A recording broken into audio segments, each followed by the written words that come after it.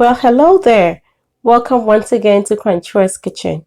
Today, I'm sharing with you my recipe for salted beef. I'll be using a third cup sea salt, half cup Himalayan rock salt, one medium onion sliced, some bay leaves, cloves, grains of selim or hwentea, also known as negro peppers, and my beef. Your beef must have a little bit of fat on it at least. So I bought a chuck roast and I trimmed off the fatty parts to save to make this salted beef. So I've washed my beef and dried it with a paper towel, and I added my salt, and now I'm adding in my spices.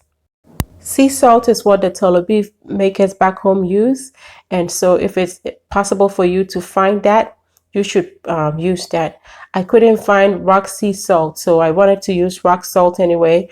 So that's why I have a combination of Himalayan salt and sea salt. My sea salt is just coarse, it's not rock salt. But you don't necessarily need to have a combination of this. Just sea salt is the ideal one to use. And so I'm mixing everything together.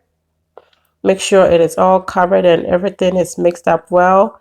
So I have some spice on every part of the meat.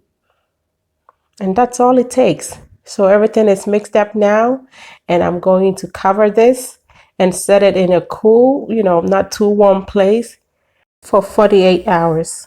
Trust me, the secret to getting your tolo beef or salted beef to taste like the one made back home and sold on the market is to use sea salt and onions.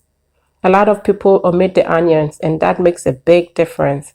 So it's been 2 days since I started curing my beef, and let's look at how it looks now. Friends, this already smells like salted beef. And as you can see, the salt has pulled some of the juices out of the beef, and that I drained, and then I just mixed everything together, covered, and this time around I let it sit in my refrigerator for 4 days. You could let it sit out if you live in a place that is cool, but it is so hot here I couldn't take the chance. And it has been 6 days in total since I started curing my beef. It smells divine.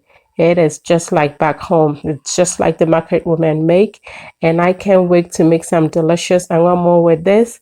It was so perfect. Perfect in my mpoto or cocoyam pottage that I made. And guys, I really hope you give it a try. You will tell me the difference. I tell you, the onions make a big difference when you're curing the meat. So until I come your way next time with something even more amazing, be loving, be kind, be happy.